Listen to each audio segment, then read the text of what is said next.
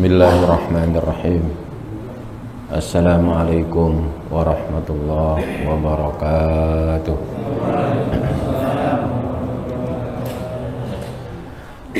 Innal hamdalillah nahmaduhu wa nasta'inuhu wa nastaghfiruh wa na'udzu billahi min shururi anfusina wa min sayyiati a'malina.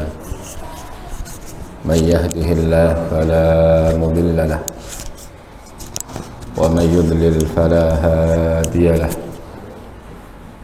Asyhadu an la ilaha illallah wahdahu la syarika lah wa anna Muhammadan abduhu wa rasuluhu la nabiyya ba'dah. Allahumma salli ala Muhammad wa ala alihi wa sahbihi wa man tabi'ahum bi ihsanin ila yaumil qiyamah. Qala Allah ta'ala fi kitabihil karim, a'udzu billahi minasy syaithanir rajim. Ya ayyuhalladzina amanu taqullaha haqqa tuqatih wa la tamutunna illa wa antum muslimun. Jamaah rahimakumullah, alhamdulillah, dengan izin Allah subhanahu wa ta'ala dan karunia-Nya, pada malam hari ini kita dapat menunaikan sholat maghrib berjamaah sekaligus duduk sejenak di majelis ilmu yang mulia. Semoga rangkaian ibadah kita diterima oleh Allah subhanahu wa ta'ala. Salawat dan salam senantiasa kita sampaikan kepada Rasulullah sallallahu alaihi wasallam, uswah hasanah kita, suri tauladan kita dalam segala aspek kehidupan. Pada kesempatan malam ini kita masih akan membahas mengenai perintah Allah agar kita bersolawat atas Nabi sallallahu alaihi wasallam, sebagaimana yang Allah firmankan di dalam surat Al-Ahzab ayat yang ke-56. A'udzu billahi minasyaitonir rajim. Innallaha wa malaikatahu yusholluna 'alan nabi ya ayyuhalladzina amanu sallu alaihi wa sallimu taslima. Pada pertemuan yang lalu kita telah membahas tentang makna dan maksud Allah dan malaikat bersolawat. Ketika disebut Allah bersolawat atas Nabi, bukan berarti Allah mengucapkan Allahumma sholli ala Muhammad, bukan ya.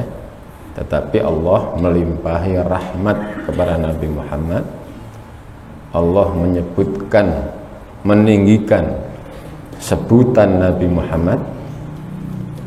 Allah mengampunkan dosa-dosa Nabi Muhammad, baik yang lalu maupun yang akan datang. Allah menyebut kemuliaan Nabi Muhammad di depan majelis para malaikat. Allah juga menjunjung tinggi akhlak dan budi pekerti Nabi Muhammad. Wa innaka la'ala khuluqin azim. Sungguh engkau ya Muhammad memiliki akhlak yang sangat agung. Itu yang dimaksud Allah bersolawat atas Nabi. Sementara kalau ada kalimat para malaikat juga bersolawat atas Nabi, maksudnya para malaikat memohonkan ampun kepada Allah bagi Nabi sebagai penghormatan dan pengagungan para malaikat terhadap Nabi. Nabi walaupun tidak dimohonkan ampun kepada Allah, kan dosanya sudah terampuni, gitu ya.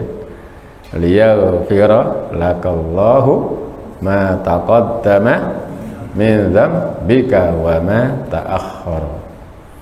Agar Allah mengampuni dosamu ya Muhammad, baik yang lalu maupun yang akan datang.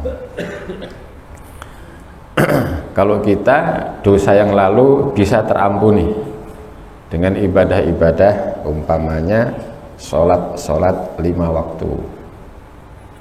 Dosa yang akan datang ya belum ada kepastian, betul Pak ya? Tapi kalau dosa-dosa ya antara sholat satu dengan sholat yang lain itu bisa terampuni.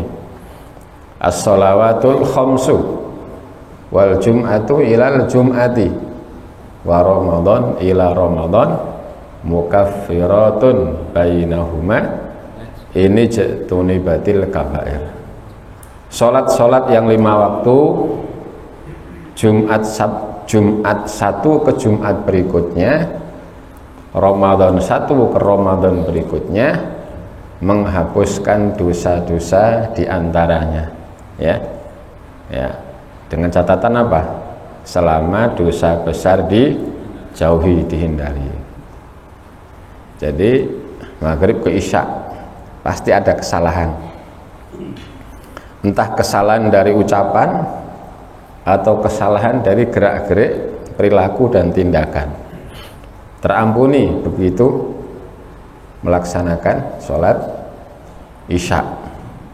Antara isya dengan subuh, ya bisa jadi Pak ya, antara isya ke subuh ada kesalahan yang kita lakukan, ya. Terampuni begitu mendirikan sholat subuh dan begitu selanjutnya. Jumat satu ke Jumat yang berikutnya, ya, Ramadan satu ke Ramadan yang berikutnya, menghapuskan dosa-dosa kecil diantaranya. Tapi ada Pak hadis yang secara spesifik menyebutkan diampuni dosa setahun yang lalu dan setahun yang akan datang. Apa? Puasa Arafah, kan gitu Pak ya. Saumu Arafah, ya gitu ya. Puasa Arafah itu yukaffirus sayyi'atal madiyata wal baqiyah. Puasa Arafah itu bisa menghapuskan dosa setahun yang lalu dan yang berikutnya. Kemarin pasti puasa Arafah ya Pak ya, insya Allah. Bukan berarti terus wah setahun yang akan datang dosa diampuni terus tidak sholat. Ya udah diampuni nggak sholat. Kenapa nggak sholat? Udah puasa Arafah, jaminannya setahun yang lalu sama yang berikutnya diampuni. Bukan begitu Pak ya maksudnya. Kalau seperti itu maksudnya, ya tentu Nabi Muhammad juga tidak sholat, kan gitu Pak ya. Udah dijamin agar Allah mengampuni dosamu yang lalu dan yang akan datang.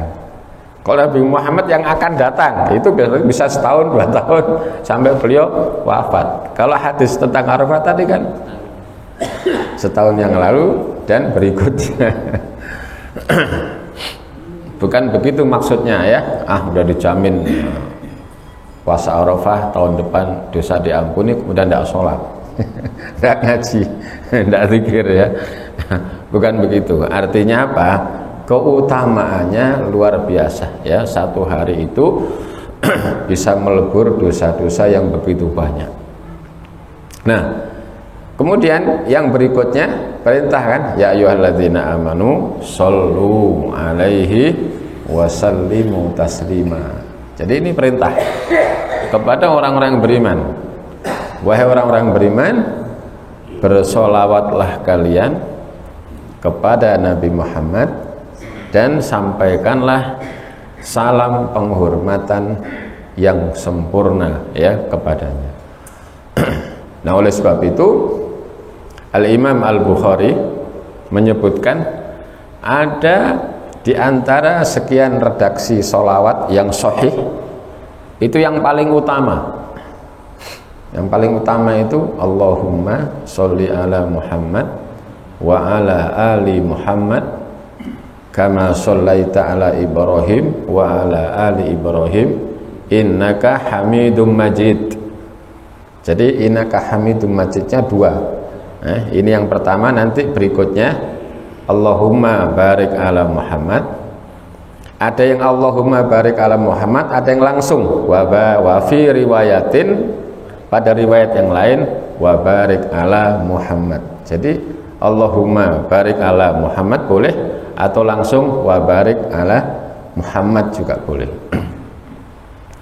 Kama barakta ala Ibrahim wa ala ali Ibrahim innaka Hamidum Majid.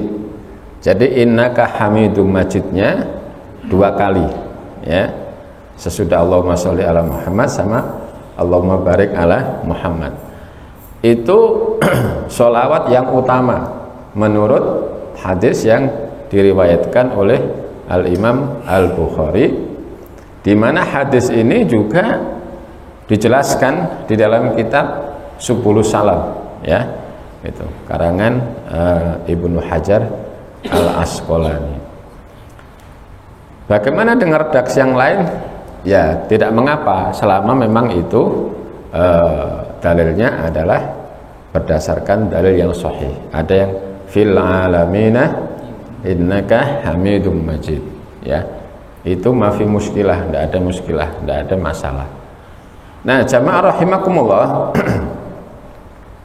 sungguh sholawat ini memiliki fadilah yang luar biasa, ya. Jadi jangan sampai diremehkan, jangan sampai dianggap sepele, ya. Dalam Islam itu Pak, amalan-amalan yang sepele nampaknya yang kecil, tapi banyak sekali fadilah, banyak sekali kebaikan dan pahalanya, ya. Contoh berkorban, berkorban itu disebutkan apa? Waqalu, para sahabat bertanya, malana minha ya Rasulullah, berapa pahala yang akan kami dapatkan ketika kami berkorban? Qala, Rasulullah menjawab, bikulli sya'ratin hasanatun, setiap helai bulu itu satu kebaikan. Berapa Pak kira-kira bulu domba yang kita korbankan? Enggak kehitung. Ya, wah kalau itu domba aja yang bulunya banyak, sapi kan dikit bulunya. Sapi juga ada bulunya Pak, semua ada bulunya.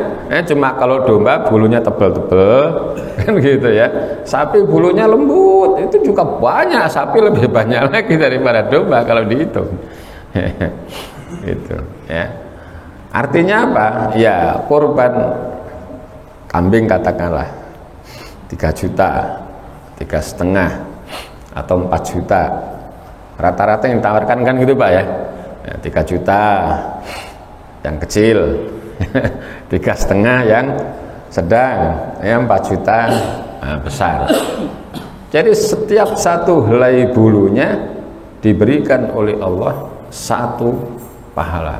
Nah, berapa ribu helai yang ada pada hewan yang kita korbankan? Itu bagi yang mampu berkorban, bagi yang nggak mampu ya nggak ada kewajiban, ya kan gitu Pak, ya. Korban perasaan aja dulu. Tapi ya jangan terus-menerus korban perasaan. Karena idul korban itu atau idul adha itu, ya, korbannya berupa menyembelih, ya, gitu ya. Kalau perasaan itu ya urusan masing-masing.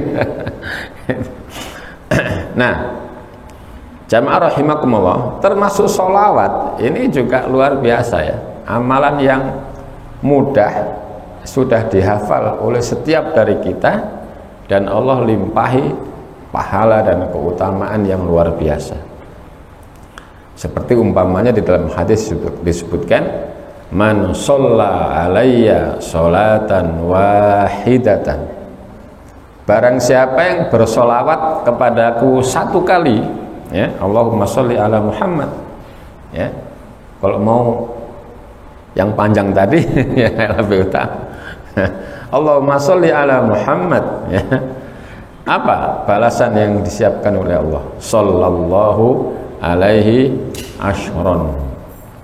Maka Allah akan bersolawat atasnya, maksudnya memberikan pahala kepadanya 10 kali lipat. Tidak cuma itu, wa huttat anhu asyru khotoyat, ya, dihapuskan darinya 10 kesalahannya, ya. Tapi nggak perlu dihitung, Pak, berapa ya kesalahan saya sekarang ini. Saya tebus dengan 1 kali sholawat. Kita kan ya nggak bisa, Pak, ya, menghitung satu demi satu kesalahan kita. Sebagaimana kita juga tidak bisa menghitung satu demi satu kebaikan kita. Betul lah, Pak? Pokoknya kita berbuat baik sesuai dengan perintah Allah dan contoh Rasulullah. Sesudah itu bertawakal kepada Allah bahwa amal baik kita akan diterima di sisi Allah. Ya, merasa banyak dosa itu harus, ya. Merasa banyak kesalahan itu penting, tapi tidak perlu dihitung 1, 2, 3 kesalahan saya, ya. Jadi yang disebutkan tadi apa? Wa huttat anhu asyru khotoyat. Allah akan hapuskan darinya, ya, dari setiap, ya, sekali sholawat itu 10 kesalahan. Wa rufi'at lahu asyru darajat, dan Allah tinggikan bagi yang bersangkutan apa? 10 derajat. Coba, Pak, ya, amalan yang ringan, yang sepele, yang simple, Allahumma sholli ala Muhammad saja Allah akan hapuskan dari diri kita 10 kesalahan. Allah akan tinggikan derajat kita 10 kali lipat. Makanya, ya, setiap amalan yang dipersembahkan kepada Allah itu dilipat gandakan, ya, berlipat-lipat. Contoh infak aja, berapa, Pak, itu, Pak, disebutkan, ya. Masalul ladzina yunfikuna amwalahum fisabilillah kamatsali habbatin. Perumpamaan orang yang menginfakkan hartanya di jalan Allah seperti menanam 1 benih. Benih tumbuh menjadi 7 tangkai. Masing-masing tangkai memberikan 100 buah. Jadi berapa kali lipat, Pak? 700 kali lipat. Pertanyaannya, ada nggak bisnis dengan sesama yang keuntungannya 700 kali lipat? Kan nggak ada, Pak, ya. Bisnis bisa menggandakan keuntungan dalam waktu cepat, ujung-ujungnya nipu, betul nggak, Pak? 5 juta nanti dalam 2 minggu 2 juta, wah, untung 2 juta, 2 minggu 2 juta, banyak yang minat, banyak yang ikut. 2 minggu berikutnya 2 juta, waduh, sebulan aja, ya, invest 5 juta bisa untung 4 juta, ya. Biasa, Pak, itu paling seminggu, 2 minggu, sebulan, 2 bulan. Kesononya kan terus, waduh, ini 5 juta aja segini untungnya, gimana kalau 10 juta, gimana kalau 15 juta, gimana kalau 20 juta. Begitu invest 20 juta sampai 50 juta, mungkin sampai 100 juta, nggak ada keuntungan, malah dibawa kabur. Nah, itu, ya. Jadi jangan tergiur dengan investasi yang ditawarkan yang instan, gitu, ya, nggak jelas, gitu, ya. Investasi bodong itulah. Kalau kita investasi dengan Allah, udah jelas, ya. Ya, seperti menanam 1 benih, benih itu menumbuhkan 7 tangkai, masing-masing tangkai memberikan 100 buah. Nah, jamaah rahimakumullah, ini yang pertama, ya. Maka jangan lupa untuk terus-menerus apa? Bersolawat. Nah, solawat itu bagian dari zikir, maka jangan teriak-teriak, Pak. Dan tidak usah dibarengi dengan tabuhan beduk, tabuhan rebana. Nah, zikir itu apa? Ya, berzikirlah kepada Allah dengan tawarruk, dengan rendah hati, rendah diri nggak apa-apa di depan Allah. Wa khufyah, dengan suara yang lirih, ya, jangan keras-keras. Nah sekarang itu sudah jadi model Pak, sholawatan pakai rebana, betul Pak? Kadang-kadang nggak cuma rebana aja ya, alat-alat musik yang lain mengiringi ya lantunan sholawat. Gambus umpamanya. Allahumma sholli ala Muhammad. Biasanya yang nyanyi perempuan, betul Pak ya? Cakep nggak Pak? Kata Pak Januar, cakep. Ya kalau nggak cakep nggak ditampilin di situ. Kalau penyanyinya nggak cakep nggak bakalan disyuting. Dipilih yang begitu. Ini sholat, ini zikir. Jadi jangan kemudian wah dibarengi rebana, dibarengi kendang, dibarengi organ, dibarengi suling dan sebagainya. Ya. Itu karena zikir itu ketika dilantunkan, diucapkan ada adab-adabnya. Ya. Kemudian yang berikutnya ini lebih spesifik lagi Pak ya. Ya, disebutkan barang siapa yang ya di waktu pagi ya, man shalla alayya hina yusbihu ashron wa hina yumsi ashron, ya, apa disebutkan? Ya, adrokathu syafaati yaumal qiyamah. Siapa yang bersolawat pagi hari 10 kali ya, 10 kali, di sore hari 10 kali, maka dia berhak mendapatkan syafaatku pada hari kiamat. Ini baca aja, Allahumma sholli ala Muhammad, dihitung pakai jari, Allahumma sholli ala Muhammad, ya, ya, Allahumma sholli ala Muhammad, Allahumma sholli ala Muhammad, Allahumma sholli ala Muhammad. Ini kan baru 5 ya, Allahumma sholli ala Muhammad, Allahumma sholli ala Muhammad, Allahumma sholli ala Muhammad, Allahumma sholli ala Muhammad, Allahumma sholli ala Muhammad. Cuma berapa menit Pak? Saya kira 1 menit. Ya, persoalannya ya kita harus itu ya, mengkontinyukan itu ya. Ya, kalau hafal sudah ya, mempraktekkan sebetulnya juga mudah, tinggal bagaimana itu menjadi kebiasaan. Pak, saya mau tanya, orang biasa ngerokok ya, ngerokok ya, tahu Pak ya? Kalau punya duit ya, kadang-kadang pilih buat beli rokok daripada buat beli makan, betul lah Pak? Saking kecanduannya rokok gitu. Ya, anaknya nggak jajan nggak apa-apa, yang penting bapaknya ngerokok. Nah kalau sholawat ini sudah menjadi semacam kebiasaan, mungkin pagi hari habis sholat ya, sholawat 10 kali ya, asar sampai malam begini sholawat 10 kali ya, tinggal membiasakan aja ya. Jadi 10 kali di pagi hari, 10 kali di sore hari, adrokathu syafaati yaumal qiyamah, yang bersangkutan akan mendapatkan syafaatku pada hari kiamat ya. Jadi jamaah rahimakumullah, pasti kita semua mengharapkan syafaat Nabi, betul Pak ya? Karena Nabi itu bisa memberikan asyafaatul uzma, syafaat yang paling agung.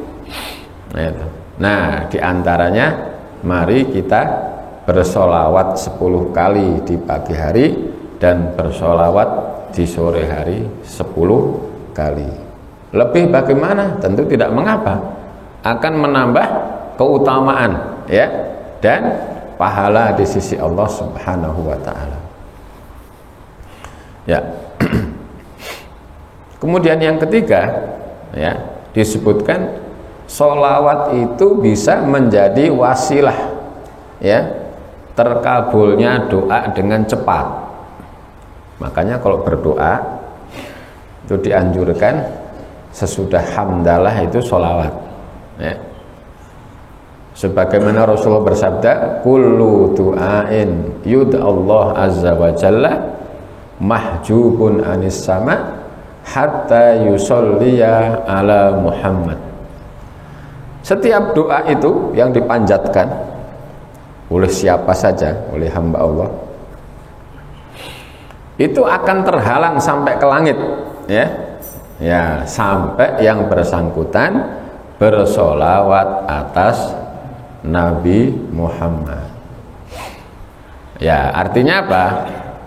Ya, kalau kepingin cepat doa itu terkabul, itu sertakan sesudah hamdalah sholawat atas Nabi.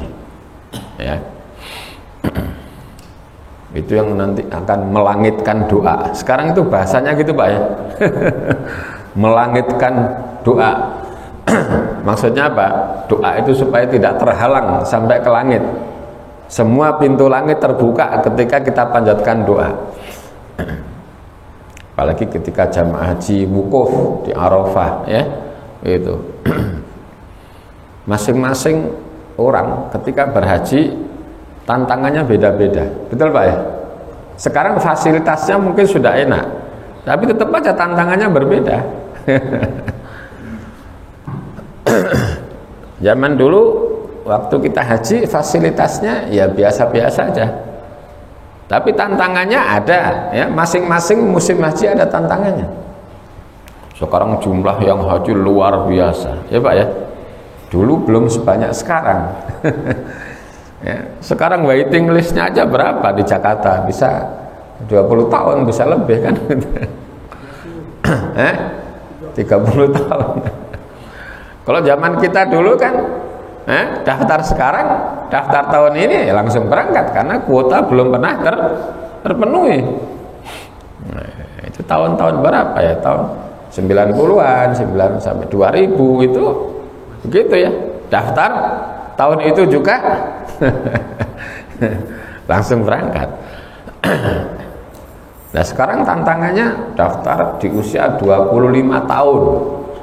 Kalau 30 tahun jadi dapatnya di usia 55 tahun.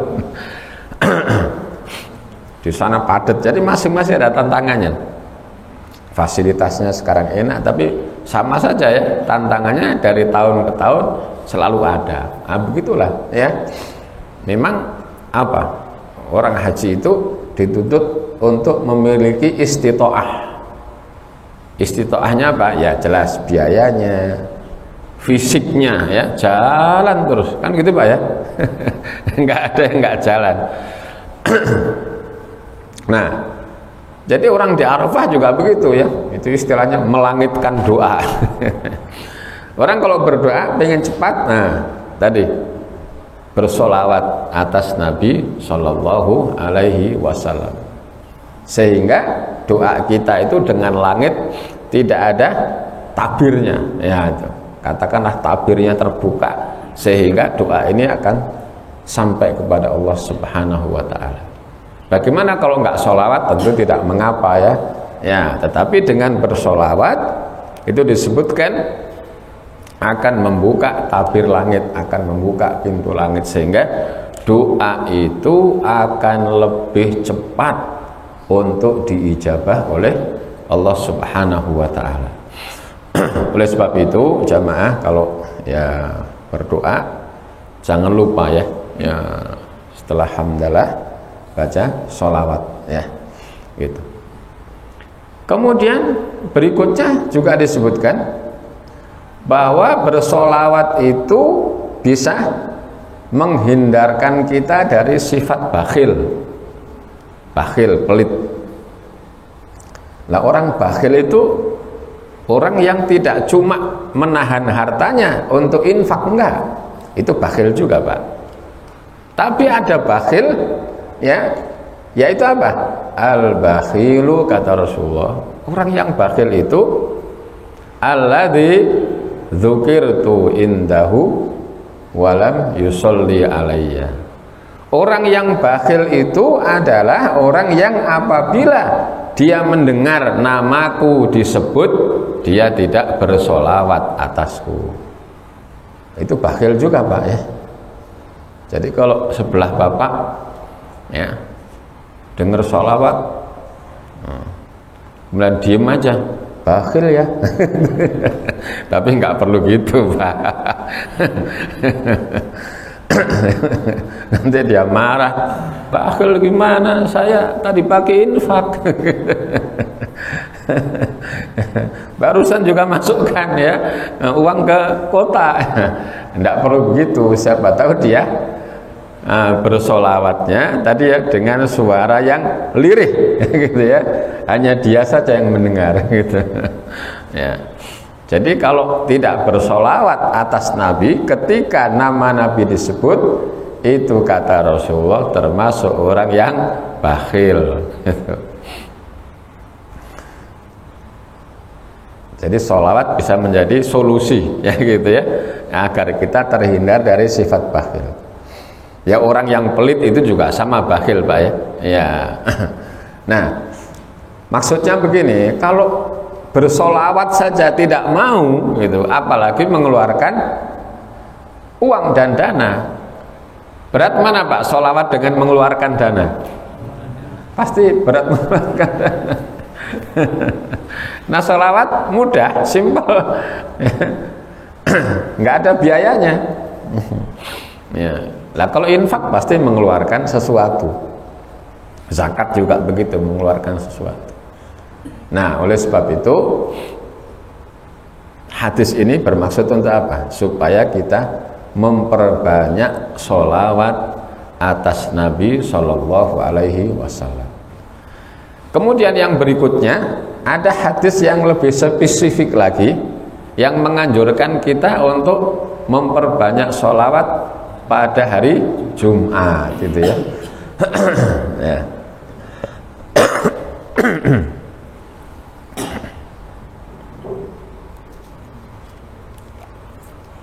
Bismillah.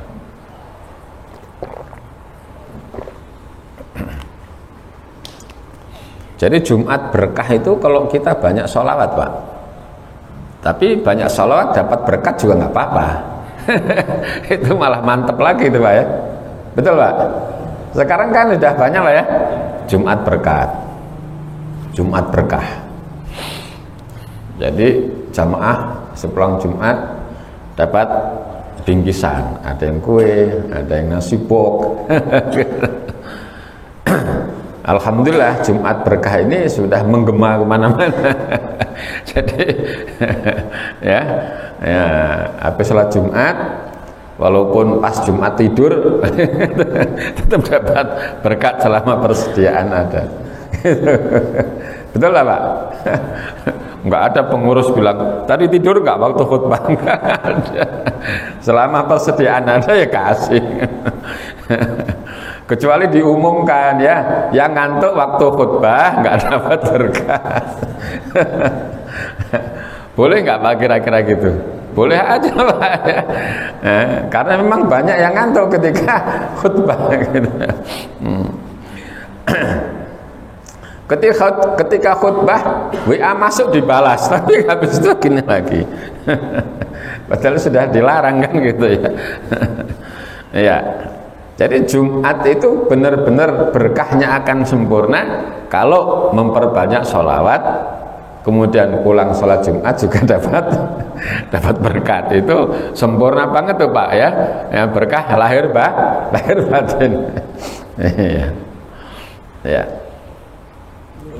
Di sini ada kan, Pak ya, Jumat berkah? Ada. Jadi Jumat berkah Jumat depan itu supaya sempurna keberkahannya ya, masing-masing memperbanyak sholawat ya gitu. Makanya Rasul bersabda, aksiru alayya minas sholah fi kulli yaumi jum'atin.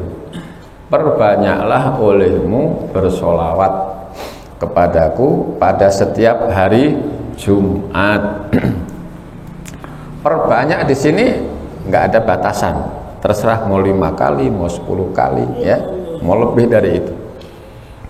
Kenapa? Fa inna sholata ummati tu'radu alayya fi kulli yaumi jum'atin, karena sholawat yang dilantunkan oleh umatku ditampakkan kepadaku setiap hari Jumat.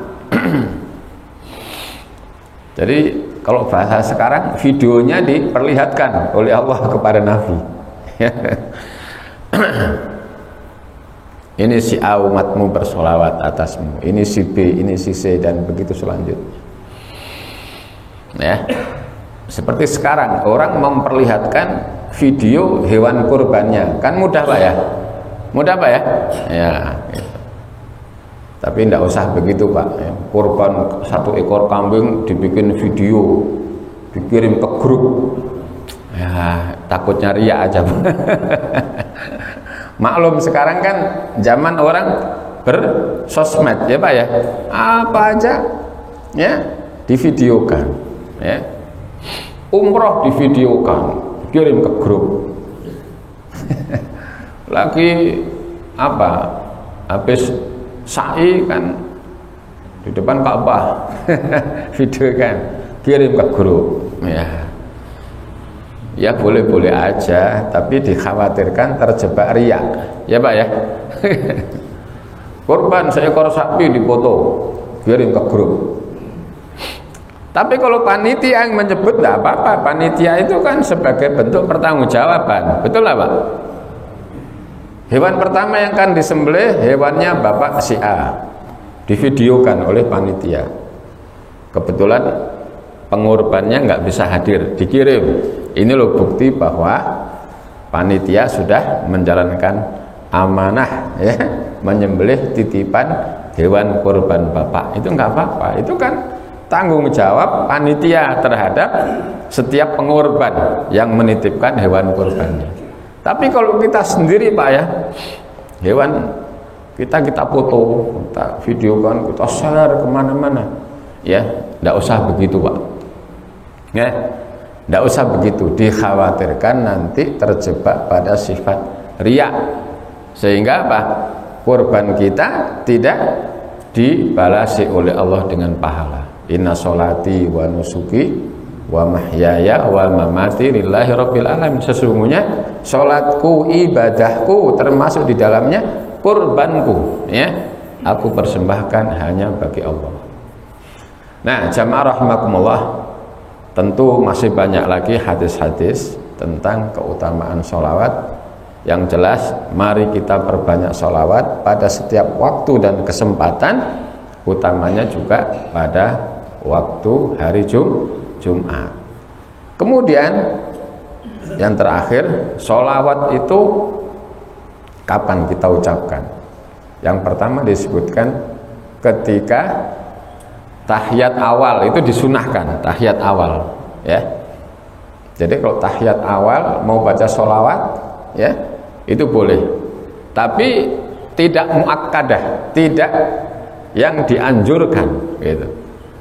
Kalau tahiyat yang kedua, tahiyat akhir, itu disepakati oleh para ulama hukumnya sunnah muakkadah, sunnah yang sangat dianjurkan.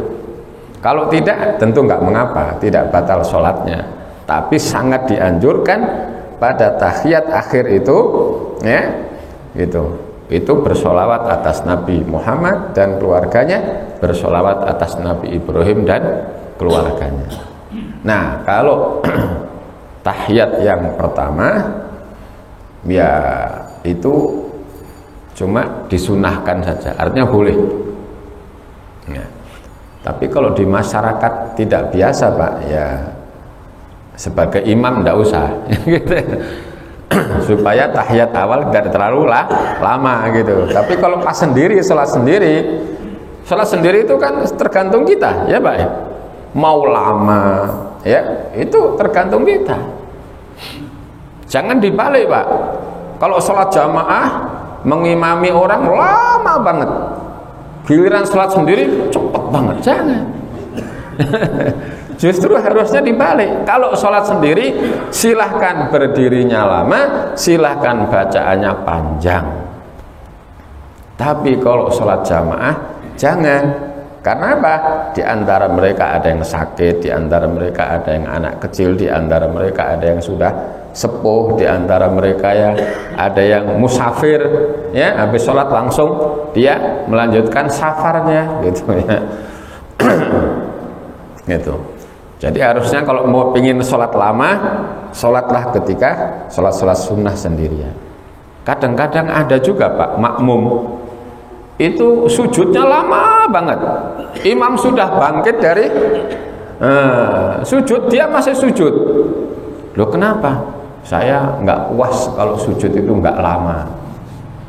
Nah kalau pingin puas sujud lama, sujudlah ya selama-lamanya ketika sholat sendiri, kan gitu Pak ya. Kalau sholat jamaah kan ikuti imam ya, karena imam diangkat itu untuk ditaati. Kalau takbir lah, kalau rukuk lah. Kalau imamnya baik bagi imam dan jamaahnya. Kalau imamnya buruk, keburukan bagi imam, kebaikan tetap bagi jamaah. Jadi kalau sholat berjamaah Pak, makmum ikuti aja imam. Imamnya? Iya. Makanya imam sudah ya bangun dari sujud untuk tahiyat akhir, dia masih sujud aja. Nah itu ya, nggak boleh. Kalau mau sujud lama silahkan ketika sholat sunnah, ya itu artinya menyelisihi imam. Ketika kita berjamaah tidak boleh menyelisihi imam, ya. Kemudian yang berikutnya kalau sholat apa jenazah, itu jenazah kan takbir pertama Fatihah, takbir kedua sholawat. Nah itu. Kemudian yang berikutnya ya setelah kunut. Kalau kunut itu ya, kunut nazilah, kunut ketika ada bencana yang menimpa kaum muslimin seperti Palestina itu kan dianjurkan kunut ya. Setiap waktu sholat selama 1 bulan itu biasanya juga ditutup dengan bersholawat. Nah jamaah rahimakumullah, inilah ya hadis-hadis yang menjelaskan tentang begitu apa besarnya fadilah sholawat. Saya kira cukup ya, karena waktu isya telah tiba ya. Insya Allah pertemuan yang akan datang kita bahas tentang beberapa contoh sholawat yang tidak ada dasarnya tapi terkenal di masyarakat. Nah itu juga penting supaya kita tidak ikut-ikutan ya. Baik, kita akhiri dengan subhanaka Allahumma wa bihamdika asyhadu an la ilaha illa anta astaghfiruka wa atubu ilaik. Wassalamualaikum warahmatullahi wabarakatuh.